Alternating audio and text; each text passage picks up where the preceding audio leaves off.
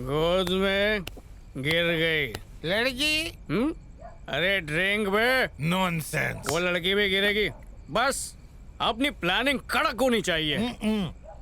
कोई plan van काम नहीं आने वाला। क्यों?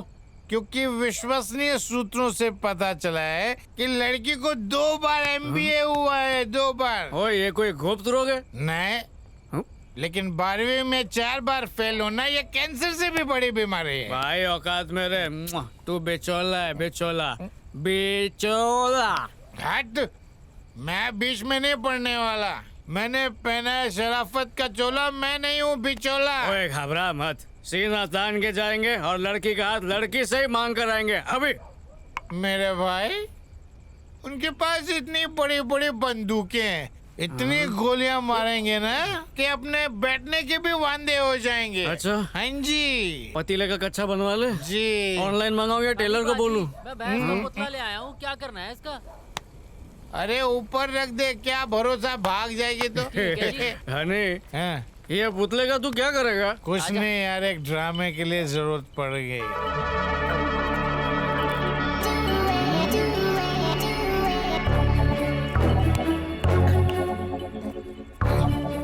क्या बात है, मैं भी अभी यही बोलने वाला था। तूने मन की बात सुन ली। लगता है तू रेडियो बहुत सुनता है। बेड़ा गर्क हो तेरा। ओए बेड़ा गर्क नहीं, अब तो बेड़ा तैरेगा और ससुराल पर जाके ही रुकेगा और कोई भी तेरे सर से हेड और घर से तशरीफ को छू भी नहीं पाएगा। बस तू मेरे पीछे पीछे रहना। जस क्यों पिटवाने वाला काम कर रहा है यार? तुझे दूसरी NRI लड़की ला दूंगा। ये लोग मुझे गिफ्ट में हीरे की अंगूठी देने वाले हैं। कहीं ऐसा ना हो अंगूठी की जगह जुत्ती मिल जाए। ओए डरता क्यों है बेचोले? मैं हूं ना तेरे साथ। और पकड़े भी गए तो तुझे तो सालों से जुतियां खाने की आदत पड़ी हुई है। ओए जब जानवर बनना ही था तो गाय बन जाते। गौ माता को मारने से पहले आदमी 4 बार सोचता है। ओए बकवास बंद कर। जस ओए खड्डे वड्डे देख के चल, गिर गए तो तकलीफ में आ जाएंगे। धीरे बोल, बोलती हुई भैंस किसी ने देख ली तो शक हो जाएगा। बस चल मेरे साथ भैंस की आवाज निकाल।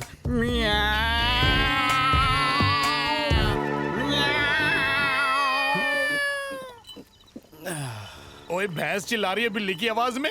ओए ये कैसी खुली रह गई? अभी देखता हूँ।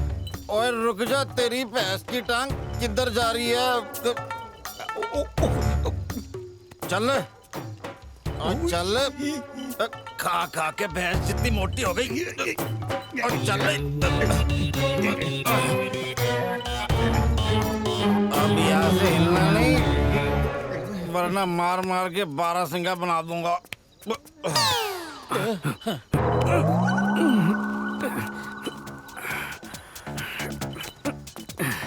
चल जल्दी भैंस को घुमा ले। ओए उल्टे पैर चले क्या? अब एक गाड़ी है क्या जो उल्टी जाएगी?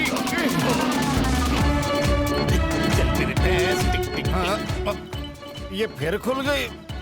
लगता है दूध देने के लिए उतावली हो रही है। और रुक जा, अभी निकालता हूँ। ओए जस ये तो बाल्टी लेके आ गया। अरे तो चुपचाप दूध दे देना। ओए मैं कैसे दूध दूंगा?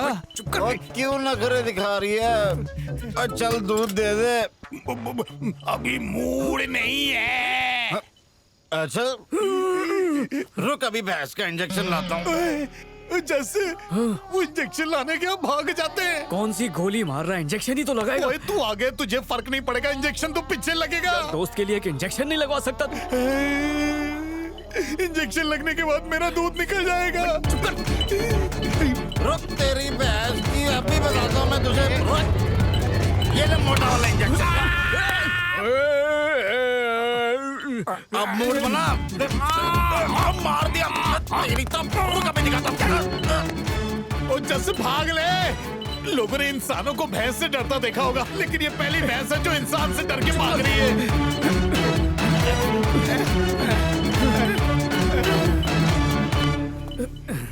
अभी आया। जल्दी आना पाजी, 2 टांगों वाली भैंस नहीं होती। लोग देखेंगे तो बोलेंगे कि ये काला कंगारू कहाँ से आ गया। चल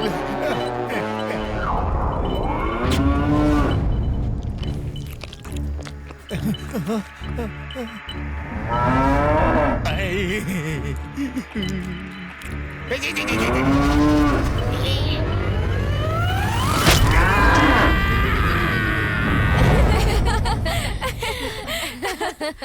शरण, तेरे बात तो अपनी मीत का नंबर है। मैंने नहीं करनी शादी। अच्छा, जिस दिन किसी मुंडे से नैन मटक का हो गया ना, तो शादी तो तू भाग कर करेगी। वैसे मैडम को लड़का कैसा चाहिए? हाँ यार मुंडा कैसा भी हो चलेगा, लेकिन अकेला नहीं होना चाहिए। क्या मतलब? पूरी जिंदगी अकेले ही रही हूँ। इतनी छोटी थी जब मम्मी डैडी छट के चले गए। देख यार, लड़का जो भी हो परिवार वाला होना चाहिए। कम से कम मुझे परिवार का सुख तो मिले।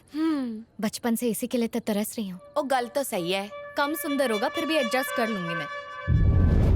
ओके ओके ओके, तो लोहा घुसने से इंजेक्शन लेना पड़ता है, सींग से टिटनेस नहीं होता। ओके डॉक्टर साहब, थैंक यू जी। वो तू टेंशन क्यों ले रहा है? बोल दिया ना, थोड़े वास्ते दूसरी एनआरआई ढूंढ लूंगा। ओए नहीं यार, बात अब कनाडा की नहीं है। फिर मुझे मीत अच्छी लगने लगी है। हट बे। सुना नहीं, कह रही थी फैमिली वाला लड़का चाहिए था, भूल जाओ उसे। और दुनिया जानती है कि बेचोले झूठ बोलने में नंबर 1 होते हैं। रात को ना मेरा चूल्हा टूटते टूटते बच गया। जरूरी नहीं कि बैल का निशाना फिर चुके। यार एक तो ना तू एक नंबर का फट्टू है। फट्टू वाली की गल है। अगर वो मोटा वाला इंजेक्शन तुझे लग जाता ना, तो नाना नहीं एक ही दिन में याद आ जाते। इंजेक्शन लगने के बाद से मेरा दूध देने का दिल कर रहा है। ओए आ गई। तो फिर बुआ अभी तक तेरे पापा से नाराज हैं जी? बुआ ने पापा को राखी नहीं बांधी। जोर से। बुआ ने पापा को राखी नहीं बांधी। बुआ ने पापा को राखी नहीं बांधी। अब फूफा जी ने मासी जी की चोटी खींच ली, इसमें हमारी क्या गलती है? ना, चलो ना, वो भी ठीक है, पर चाचा चाची को बीच में आग नहीं लगानी चाहिए थी। नहीं, वो क्या है कि बड़ी फैमिली है ना, सब चाहता है। वैसे ननियाल में क्या हाल है? ओहो, नाना नानी मामा मामी वीडियो कॉल करके मुंह देख के निवाला खाते हैं। अरे इतना ही नहीं, यहाँ तक कि मेरे जेठाना और जेठानी और मेरे फुप्पड़ और फुपड़ी भी। ऐसा कोई रिश्ता नहीं है यार। बड़ा परिवार है ना, इसलिए कंफ्यूज हो जाता हूँ। अब बुआ जी ने कहा तो है कि तेरे पापा के लिए सोने की राखी भेजूंगी, कितने कैरेट की वो नहीं पता। वाह भाई वाह, तेरी बात सुन के लगता है कि तेरी डबल एक्सेल जितनी लार्ज फैमिली है। और परवरदिगार की कृपा से तेरी फैमिली हरी भरी बाग बगीचे वाली है। अरे अब तक तो तू मेरे बड़े खचौड़े से नहीं मिला है। चौड़ा मैंने पहले कभी नहीं सुना। नहीं सुना ना? अरे हमारे खानदान में ऐसे ऐसे रिश्ते जिनके बारे में समाज ने कभी नहीं सुना है। चुप कर। अच्छा वो पहले चली गई। पता नहीं तू चाइना से कौन से नए रिश्ते लाने की कोशिश कर रहा है। ओ गुरु, रिश्ता तो कम से कम सही बोल। ओए अनाथ को क्या पता रिश्ते और रिश्तेदार क्या होते हैं? क्यों जी? काका, रांझा हीर की बकरियां पालता था, तू हीर को ही पालतू बना रहा है। ये पंजाबी सेंटा क्लॉज क्या बोल रहे हैं यार? लगे रहे पुत्र, लगे रहे। सत श्री अकाल। लोग मुझे प्यार से जस कहते हैं। जब से तुम्हें देखा है ना, बस कुछ हो गया है। घबराओ मत, मैं तुम्हें घिसे पिटे डायलॉग नहीं सुनाने वाला कि मुझे नींद नहीं आती, मुझे भूख नहीं लगती और प्यास तो बिल्कुल नहीं लगती। मुझे तो जम के नींद आती है। हाथी के जैसे खाता हूँ और मछली की तरह पानी पीता हूँ। पर जब से तुम्हें देखा है, ऐसे लगता है कि लुट गया हूँ। पता नहीं लोग इसे क्या कहते हैं, पर मैं इसे लव का नाम दूंगा।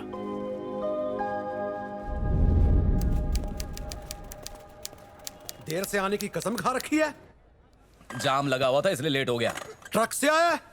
जो जाम में फंस गया था।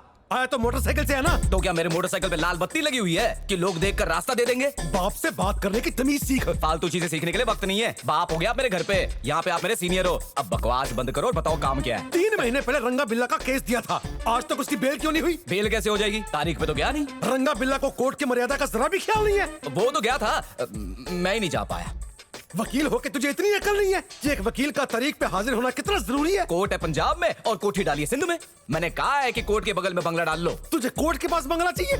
मेरा तो उसमें से तुझे फेंकने का मन करता है जिसमें हम साथ रहते हैं। तेरे लिए मर्डर केस जीतना तो दूर की बात है, एक आसान से केस में जमानत नहीं करवा पाया। जमानत में खाक कराऊं? कई बार उन्होंने मुझे ट्रैफिक में गाली देते हुए देखा है। मेरी शक्ल देख के पूछ रहे थे, तो ढिल्लो का बेटा, तो मैंने कहा मैं उसकी औलाद हूं। वहीं आधा इंप्रेशन खराब हो जाता है मेरा। इंप्रेशन का कोर्ट केस से कोई संबंध नहीं होता। होता है, मम्मी जी कहती थी होता है। चाहे आदमी अंगूठा छाप ही क्यों ना हो, पर इंप्रेशन अच्छा पड़ना चाहिए। अच्छा इंप्रेशन कौन सा? तेरी माँ श्रीदेवी थी, चुड़ैल जैसी शक्ल थी। पर उसे मिला भी कौन? पिशाच। और पिशाच और चुड़ैल ने मिलकर ये राक्षस पैदा कर दिया। कई बार मुझे शक होता है तू हमारी औलाद ही नहीं है।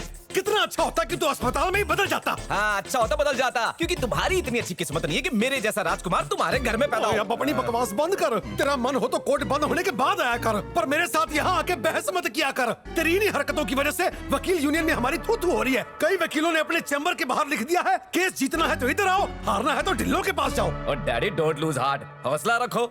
एडवोकेट ढिल्लो ने काला कोट पहना हुआ है। वो तो जज इसके बिना अलाउ नहीं करता, इसलिए पहना है। अब बताओ मसला क्या है? रंगा बिला की जमानत करवा दे। और क्या मैं तुझसे ताजमहल मांग रहा हूँ? गोल्डी, डैडी को ना जेल में गए 3 महीने हो गए। तू मुझे एक बात सच्ची बता, तूने ये काला कोट चोर बाजार से तो नहीं लिया? तुझसे नहीं हो रहा ना तो बोल दे, क्योंकि तू कुछ कर ही नहीं रहा है। ओ पगली, तुम्हारी होशियारी नहीं समझी। मैं जानबूझ के बेल नहीं करा रहा। जब तक तेरे डैडी अंदर बंद है ना, तो हम बाहर खुल के मिल सकते हैं। अरे वकील हूँ पगली। ओए गोल्डी, तेरी सटक तो नहीं गई ना? तू ना दुनिया का पहला आशिक होगा जिसने बाप और बेटी दोनों को फंसा के रखा है। देख, बेल तो मैं आज ही करा दूंगा, लेकिन उसके बाद हम दोनों यूं खुल के मिल नहीं सकते। यार क्या ये चंगा लगता है कि मैं बाहर पिज्जा खाऊं और डैडी अंदर चक्की पीसे? जनाब, मैं अपने वकील से अकेले में बात कर लूं? नहीं कर सकते हैं? चलो फिर तुम्हारे सामने ही करता हूँ। जितनी भी अच्छी अच्छी गालियाँ मैं उसे देने वाला हूँ वो आप भी सुन लो। डैडी आ गए तेरे। हेलो नमस्ते अंकल जी। तेरी माँ की जय हो, तेरी बहन की जय हो। पुलिस के सामने तो इस तरह माँ बहन नहीं कर सकता। फिर मैं इसके कान में बोल देता हूँ, पर एक बात समझ लो, ना तो मुझे गाली देने में मजा आएगा और ना ही इसे सुनने में। ओए अच्छे से बात करनी है तो कर, नहीं तो सीधा अंदर चल। मेरा कसूर क्या है बता दे। हम जाकर जज साहब से पूछ लेते हैं। तो अंकल तू क्या यहाँ झक मारने खड़ा है? अंकल, आपको कसूर तो कुछ खास नहीं था। दूसरा अटैक आते ही आपने गुंडागर्दी छोड़कर भलाई करना शुरू कर दिया। इस भलाई के लिए आप बीड़ियां बांट रहे थे, उसमें से एक गरीब ने आपके पैर पे बीड़ी बुझा दी तो आपके अंदर का गुंडा जाग गया। उसके बाद आपने उसकी जिंदगी बुझा दी। बस इससे ज्यादा तो कोई कसूर नहीं था। बस तो फिर मुझे ये बता, इस छोटी सी गलती के लिए 3 महीने जेल में कौन रहता है? दरअसल अंकल, तो हड्डा केस स्टडी करने के चक्कर में मेरा थोड़ा टाइम लगा। क्यों, मैं कोई पाकिस्तान से बम लेके आया हूँ? अरे एक गरीब की कंबल कुटाई की है, इसमें तू केस स्टडी क्या कर रहा है बता वाला? इससे अच्छा तो मैं अपनी बच्ची को 2-4 किलो बादाम खिला के केस लड़वा लेता, अब तक तो बेल हो जाती थी मेरी। आपकी बेल मैं आज ही करा दूंगा अंकल, टेंशन मत लो। मेरी फीस? काहे की फीस बे? सत श्री अकाल जज साहब। जज साहब, ये आज आ गया है मेरा वकील। नमस्कार जज जी, कैसे हैं आप? यार तुम्हारा केस तो हिरण वाले केस से भी सिंपल है। मुझे ये गल समझ नहीं आ रही है कि तुम्हारे क्लाइंट को अब तक बेल क्यों नहीं मिली? यही बात तो मेरी भी समझ में नहीं आ रही है सरकार। मैंने तो कोई हिरण भी नहीं मारा है, फिर मुझे ये मिलॉर्ड, मुझे लगता है आपने गलत फाइल ले ली है। दरअसल मेरे क्लाइंट का बहुत ही खतरनाक और नॉन बेलेबल केस है। आप नीचे वाली फाइल उठाइए। आप मेरा साइड दीजिए, वरना ये मेरी फीस मार लेगा चाचू। पहले तो मुझे कोर्ट में चाचू कहना बंद करो, और तुम इन्हें तारीख पे तारीख दिलवाकर इनसे पैसे लूटना चाहते हो। नहीं चाचू, सॉरी माय लॉर्ड। दरअसल इनकी बेटी के साथ मेरा टाका भिड़ा हुआ है ना। पर तू तेरा टाका इस केस के टाके से क्यों जोड़ रहा है? जोड़ना पड़ेगा ना। अगर आपने ये कह दिया कि ये केस एकदम लुल है तो मेरा रिश्ता टूट जाएगा। बल्कि आप ये कहकर मेरी मदद करो कि इस केस जैसा पेचीदा केस मैंने देखा ही नहीं है। इससे मेरी शादी हो जाएगी और कोर्ट की मदद हो जाएगी। तू कोर्ट की मदद कैसे करेगा भाई? कोर्ट मैरिज करके। इससे कोर्ट भी 4 पैसे बना लेगी। ओए पहले 2 क्लास और पढ़ के अच्छा सा वकील बन जा। ये चाचा भतीजावाद कब तक चलता रहेगा? आप मेरे डैडी के दोस्त नहीं हो चाचू। मैंने तो सुना था कानून की आंखें नहीं होती, पर आज मुझे पता चला चाचू कि कानून का तो दिल भी नहीं होता। ड्रामा बंद कर, केस लड़ो। जज साहब ने सही फाइल पढ़ ली है। मेरे क्लाइंट रंगा बिल्ला ने ऐसा कोई भी घिनौना जुर्म नहीं किया है जिससे इन्हें बेल ना मिल सके।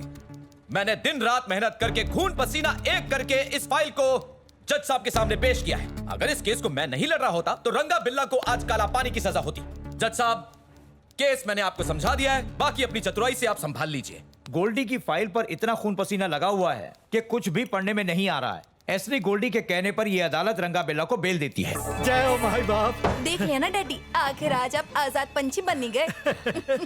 ऐसा वकील साथ में हो तो बंदा सारी दुनिया से भी लड़ लेगा। तुझे बहुत बड़े बड़े केस मिले बेटा। Thank you uncle. 1-2 महीने ज्यादा लग गए, इसके लिए बहुत बहुत सॉरी जी। बेटा जी, सच्चाई दी जंग विच टाइम तो लगता ही है।